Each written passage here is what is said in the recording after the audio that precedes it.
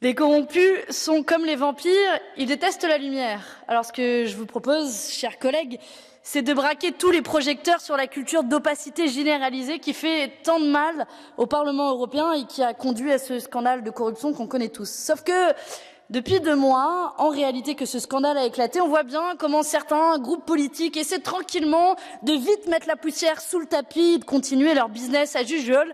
C'est pratique, vous allez me dire, l'opacité, ça permet de rendre compte à personne, surtout pas aux électeurs qui nous ont élus, mais bien plus à des groupes de lobby privés ou à des États tiers. Alors, permettez-moi de vous raconter quelques morceaux, extraits choisis de la conférence des présidents qui se déroule à huis clos et qui a enterré précisément les réformes que notre Parlement a votées au mois de décembre dernier. Vous avez le PPE, absent ici maintenant, qui enterre la régulation des lobbies, mais lance une chasse aux sorcières contre les ONG.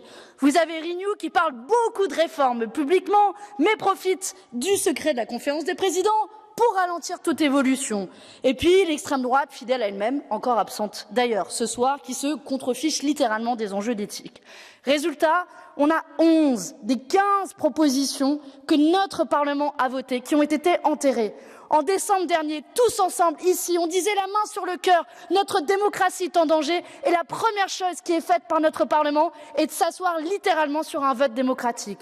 Alors je vous le dis, chers collègues, et désolé de ce coup de gueule, combien de fois on va encore débattre scandale après scandale, faire semblant de s'émouvoir et que ces pratiques continuent? Nous avons une résolution du mois de décembre, il faut l'appliquer, sinon il ne faudra pas s'étonner que les électeurs nous disent qu'on est tous une belle bande de corrompus si on n'est pas capable d'agir après le plus gros scandale de corruption de l'histoire du Parlement.